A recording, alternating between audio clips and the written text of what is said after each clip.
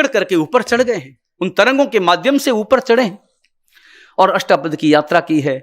वज्र स्वामी का जो जीव वहां आया हुआ था, त्रियक जृंबक देव के रूप में उसे प्रतिबोध दिया है। और वहीं पर जयऊ सामीय ऋष सतुंजी उजिंत बहुनेमी जिना, ये जो स्तोत्र है जो सुबह सुबह चैत्य वंदन में बोला जाता है, उस स्तोत्र की रचना की है। और वो 44 8 10 2 भरत महाराजा के द्वारा बनाई गई वो 24 प्रतिमाएं, उनके दर्शन किए हैं और दर्शन करके अपने जीवन को धन्यभागी बनाया है और नीचे उतर आए हैं। तपस्वियों ने देखा ये गुरु, ये सच्चे गुरु हैं, बस इनके शिष्य बनेंगे तो हमारा उद्धार होगा। भगवान हमें अपना शिष्य बनाइए, हमें धर्म दीजिए, हमें बोध दीजिए, हमें पारना कराइए। और फिर तो गौतम स्वामी गए हैं और वैर करके लाए हैं एक पात्र खीर, इतना छोटा सा पात्र, खीर में भरी इतनी सी खीर।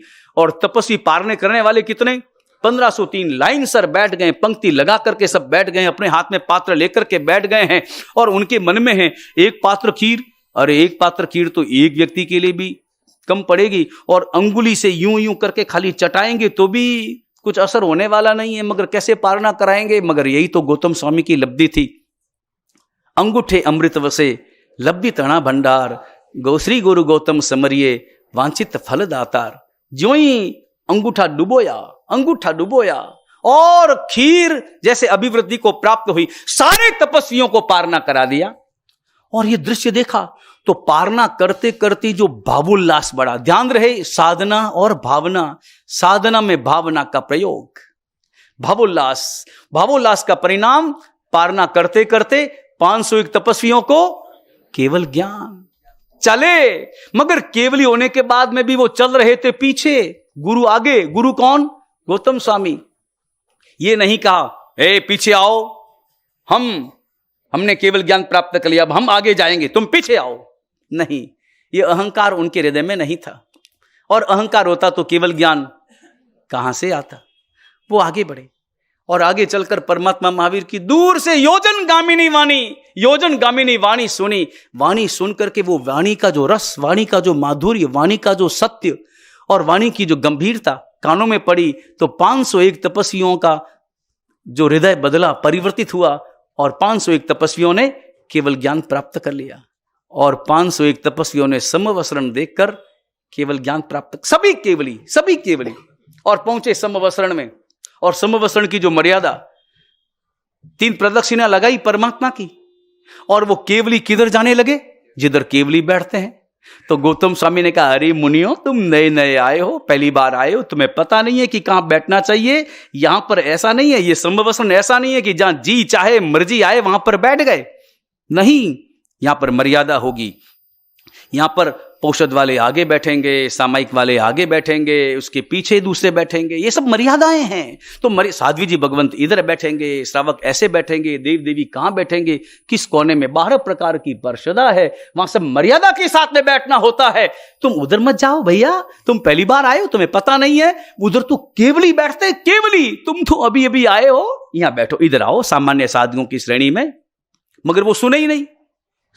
तो गौतम स्वामी ने देखा परमात्मा को, और परमात्मा को देखा तो परमात्मा ने तुरंत कहा, गौतम, ऐसा कहकर इन केवलियों की तू आशातना मत कर। ये केवली, अभी अभी तो मैंने इनको खीर पिलाई है, लेकर के आया हूं। अभी अभी तो मैंने नवकार सिखाया है, नमोरियंतानम बोलना सिखाया है, और अभी इनको केवल ज्ञान हो गया। और गौतम स्वामी रोने लगे, गोद में सिर रखकर रोने लगे, भगवान सबको केवल ज्ञान, मुझे केवल ज्ञान कब होगा। तो परमात्मा ने कहा कि तुझे केवल ज्ञान इसी क्षण हो सकता है, मगर मेरे प्रति जो राग है समाप्त कर।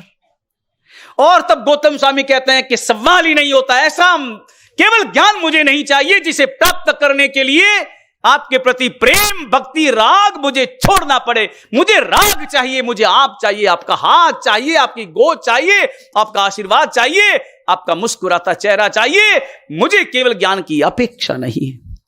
क्या गौतम स्वामी की भक्ति रही होगी, क्या उनके हृदय का प्रेम रहा होगा, ये गुरु प्रेम, और क्या परमात्मा का वात्सल्य रहा होगा। और परमात्मा एक रोज समस्त में विराजमान, और आई देवानंदा।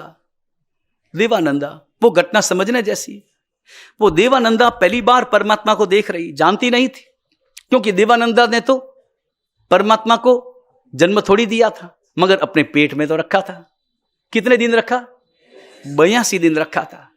तो आखिर परमात्मा के निर्माण में उसी की भूमिका तो थी, तो एक वात्सल्य तो था। समवस्त्रण की ओर खींची चली आई, एक आकर्षण, जिस आकर्षण को वो स्वयं नहीं समझ पाई, दौड़ी चली आई, समवस्त्रण की सीढ़ियां चढ़ी और परमात्मा के सामने जाकर खड़ी हो गई। और एक टक पूरा समवस्त्रण, सारे लोग, हजारों लोग बैठे। गौतम स्वामी भी अचरज करने लगे कि यह कौन श्राविका है जो इस प्रकार खड़ी हुई।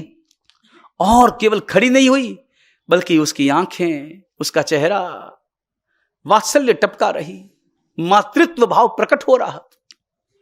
और इतना ही नहीं, बल्कि लोगों ने देखा कि अचानक उसके स्तनों से दुग्ध की धार बह निकली, उसका कंचुकी बंद भीग गया और दूध टपक टपक कर नीचे गिरने लगा। यह दृश्य देखा। गौतम स्वामी ने पूछा, भगवान ये श्राविका कौन है और ये दूध झर रहा है, ये क्या स्थिति है, क्या संबंध है? हमारी जिज्ञासा शांत करो भगवान। और तब परमात्मा ने कहा, ये देवानंदा है, मेरी मां है, मैं 82 दिन इसके गर्भ में रहा हूं। ये तो तृष्णा और देवानंदा पूर्व जन्म में जब देरानी जेठानी थी, तब इन्होंने जो चोरी की थी, उस चोरी का परिणाम वर्तमान में इसे मिला है, मगर है तो मेरी मां। हे गौतम, ये देवानंदा मेरी मां है और इस कारण इसके हृदय में वो वात्सल्य भाव उमड़ रहा है और दुग्ध की धार बह निकली है। परमात्मा ने मां को मां कहा है और मां कहकर अपने हृदय के प्रेम को अभिव्यक्त किया है। और परमात्मा का विहार, और पहुंचे हैं अब अंतिम चातुर्मास में, पावापुरी पहुंचे हैं। और पावापुरी में चातुर्मास, अंतिम चातुर्मास और कार्तिक वदी चतुर्दशी, मंगल प्रभात, और एक रोज पहले इंद्रभूति से कहा है, इंद्रभूति को कहा है कि जाओ, तुम्हें जाना है यहां से। कहां जाना है? एक गांव में जाना है और वहां जाकर देव शर्मा नामक एक व्यक्ति रहता है, उसे प्रतिबोध देना है। जाओ तुम उसे प्रतिबोध दे करके आओ। इंद्रभूति, जो आदेश, आज्ञा का पालन, वही विनय था। आज्ञा के पालन में विनय, तुरंत रवाना हुए। और इधर परमात्मा ने अपनी देशना देनी प्रारंभ की। सतत देशना, 16 प्रहर की अखंड देशना। परमात्मा जानते थे कि मेरे निर्वाण का समय आ गया है, अब समय आ गया है। और भरे हुए सारे लोग समवसरण में, वो राजा, वो देव, वो सभी, और प्रवचन फरमाने लगे, अखंड देशना देने लगे। 1 प्रहर, 2 प्रहर, 3 प्रहर, 4 प्रहर, 5, 6, 7, 8, 9, 10, 11, 12, 13, 14, 15 और 16 प्रहर की अखंड देशना। लोग धन्यभागी हुए। यह देशना केवल देशना नहीं थी, बल्कि एक तरह से जीवन का पूरा निचोड़ था, पूरा रहस्य था। वो सारी बातें तुम्हें समझानी थी, आ ई से लेकर के क्षेत्र तक सारी बातें, सारी बारखड़ी तुम्हें समझानी थी, धर्म की और केवल ज्ञान प्राप्ति की और मोक्ष की, मोक्ष मार्ग की। और परमात्मा ने देशना देनी प्रारंभ की, वो देशना जिसे वर्तमान में हम उत्तराधन सूत्र के नाम से जानते हैं। परमात्मा ने देशना दी और देशना देते देते कार्तिक वदी अमावस्या की मध्यरात्रि, और कार्तिक वदी अमावस्या की मध्यरात्रि में देशना देते देते परमात्मा का निर्वाण। मगर निर्वाण से पहले आया राजा, और राजा के सपने और सपनों का, पुण्यपाल राजा और उनके सपनों का फल भी बताया। और इसके साथ साथ अब इंद्र महाराज आए और इंद्र महाराज ने आकर के प्रार्थना की कि परमात्मन, आपके निर्वाण का समय मैं जानता हूं, मगर मेरी एक प्रार्थना है। उस वक्त की जो कुंडली है, उस कुंडली के आधार पर मैं कह सकता हूं कि आपकी राशि पर भस्म ग्रह बैठ रहा है, और वो भस्म ग्रह 2500 वर्षों तक या 2200 या जितना भी अलग अलग ग्रंथों में अलग अलग समय मिलता है, कोई 2000 वर्ष, कोई 2500 वर्ष तक वह आपके शासन का उत्कर्ष नहीं होने देगा। इसलिए मेरी एक प्रार्थना है कि कुछ पल या तो अपना आयुष्य घटा दो और या फिर आयुष्य बढ़ा दो। आप शक्तिमान हैं, आप ऐसा कर सकते हैं। मगर परमात्मा ने कहा न तो ऐसा हुआ, न ऐसा होता है, न ऐसा कभी होगा कि कोई तीर्थंकर चक्रवर्ती अपने आयुष्य को घटा अथवा बढ़ा सकते हों। जो होना है वो होना है, मगर आयुष्य गड़बड़ नहीं हो सकता। और परमात्मा वो 13वें गुणस्थानक के अंत में और 14वें गुणस्थानक का पावन स्पर्श करते हुए मौन हुए। शैलेशीकरण, शुक्ल ध्यान के अंतिम चरण की उपस्थिति और शैलेशीकरण की अवस्था में संपूर्ण मौन, अयोगी अवस्था, अ, ई, उ, री, लृ, बस इतने स्वरों के उच्चारण में जितना समय लगता है उतने समय तक 14वें गुणस्थान का स्पर्श, और अयोगी अवस्था में परमात्मा ने निर्वाण पद को प्राप्त कर लिया। स्वाति नक्षत्र में कार्तिक वदी अमावस्या की वो रात्रि और निर्वाण, और इधर परमात्मा का निर्वाण हुआ और इधर गौतम स्वामी जो देव शर्मा को प्रतिबोध देकर, उसे प्रतिबोध देने का पुरुषार्थ करके, बड़ा मुश्किल काम था देव शर्मा को प्रतिबोध देना, उपदेश खूब दिया, मगर उस वक्त में तो उपदेश उसको लगा नहीं। और बाहर जब आया ना, देव शर्मा जब बाहर आया, पहुंचाने के लिए आया, उसे खूब प्रतिबोध दिया कि दीक्षा ले ले। उसने कहा कि सवाल ही नहीं, मैं अपनी पत्नी को छोड़ नहीं सकता। उसको पत्नी के प्रति बड़ा खूब प्रेम था और इतना मोह था। वापस जब आया पहुंचाने के लिए, पहुंचाने के बाद जब वापस जाने लगा तो अपना जो दरवाजा था, पता नहीं किन विचारों में वो डूबा हुआ था कि दरवाजे का ऊपर की जो अर्गला, सिर टकराया, खत्म हुआ और मर करके जन्म कहां लिया? अपनी पत्नी के माथे में जूं के रूप में। समझ लेना,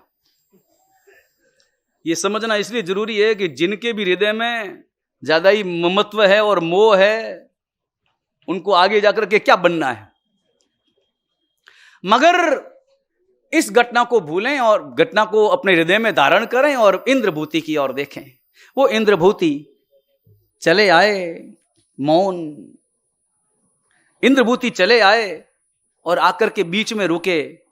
कहां रुके? गुणाया जी। वो गुणावा नाम का गांव, रात्रि में वहीं रुके थे। सुबह जाऊंगा, परमात्मा के दर्शन करूंगा, परमात्मा से प्रश्न करूंगा, परमात्मा की गोद मिलेगी, परमात्मा का हाथ मिलेगा, परमात्मा का मुखमंडल मुझे दर्शन करने के लिए मिलेगा। और जिनके प्रति प्रेम हो ना, उनके दर्शन करके भी अपने हृदय में कितने आनंद की वर्षा होती है। सुबह, बस सुबह की प्रतीक्षा है, मुझे सुबह की प्रतीक्षा है। और रात्रि में वो पेड़ के नीचे, वृक्ष के नीचे ध्यान कर रहे थे और इतने में आकाश में देवी देवताओं की आवाज आपस में बातें कर रहे थे, जल्दी चलो महावीर का निर्वाण। और ये सुनते ही बच्चे की भांति, एक बालक की भांति बिलख कर वो रोने लगे। आंखों में से अश्रुधार बहने लगी। मेरे भगवान, मेरे प्राण प्यारे भगवान, मुझे छोड़ करके चल दिए। ये क्या किया भगवान? और फिर हृदय का दर्द विषाद में बदला, उपालंब में बदला, ओलंबा देने लगे। ये क्या किया भगवान तुमने? तू तो जानता था नहीं, तुम तो जानते थे कि तुम्हारा निर्वाण होने वाला है, मुझे अलग कर दिया जानबूझकर। संसार की रीत भी नहीं निभाई। संसार में दूर होता है, बुलाया जाता है ताकि पास हो, पूरा परिवार पास में हो। और तुम तो जानते थे, जानबूझकर मुझे अलग भेज दिया। ये क्या किया भगवान? ये तुमने बहुत गलत काम किया। मुझे न तो केवल ज्ञान चाहिए था, न मुझे निर्वाण से मतलब था। कि आपके मन में यह डर था कि मैं आपका हाथ पकड़ के बैठ जाता, अंगुली पकड़ के बैठ जाता, आपको जाने नहीं देता, कि मैं जिद करता कि मुझे भी ले चलो। नहीं, मुझे न तो निर्वाण चाहिए, न केवल ज्ञान चाहिए था, मुझे तो केवल और केवल आप चाहिए थे। बस आप चाहिए, बस आपका हाथ चाहिए, आपका आशीर्वाद चाहिए, आपका चेहरा चाहिए, आपकी करुणा चाहिए, आपका वात्सल्य चाहिए, आपकी मुस्कुराहट चाहिए, बस मुझे और कुछ भी नहीं चाहिए था। लेकिन ये क्या किया तुमने भगवान? और अब मुझे समझ में आया कि मेरा प्रेम तो एक तरफा था, एक तरफा था। तुमको तो मुझसे कोई प्रेम ही नहीं था, केवल मुझे ही प्रेम था। और फिर हृदय बदला। दर्द, पहले आंसू, दर्द, पीड़ा, विषाद, खिन्नता, उपालंब, और उपालंब के बाद धीरे धीरे मन वापस बदला, परिवर्तित होने लगा। और मन बदला तो मन में आया, ये राग ही तो भटकाव का कारण है। तुम तो वीतरागी थे, रागी तो मैं था। और अब वीतरागता का अर्थ समझ में आने लगा। और जब अर्थ समझ में आने लगा तो हृदय पिघलने लगा, और हृदय पिघलने लगा तो कर्म दशा भी हल्की होने लगी। और कर्मराज भी जैसे बर्फ पिघलता है धूप से, ऐसे ही कर्मों का ढेर भी धीरे धीरे पिघलने लगा। और पिघलते पिघलते खिन्नता के अनुभव में जब समता का अनुभव होने लगा, और जब हृदय की सत्यता, आत्मा की सत्यता का बोध होने लगा, तो उस समय गौतम स्वामी भगवान ने भी ज्ञानावर्णीय, दर्शनावर्णीय, मोहनी और अंतराय का क्षय करके केवल ज्ञान, केवल दर्शन प्राप्त कर लिया। और वही गोणायाजी तीर्थ, जिस गोणायाजी तीर्थ का, जहां पर गौतम स्वामी भगवान को केवल ज्ञान हुआ, वहीं पर उस संपूर्ण तीर्थ का आमूल चूल उसी जगह पर, क्योंकि जहां केवल ज्ञान हुआ वहीं पर मंदिर बना, वहीं पर वो तालाब, और वहीं पर अब उसका आमूल चूल जीर्णोद्धार होने जा रहा है। पावापुरी, गोनैयाजी, इन सब का ट्रस्ट एक ही है।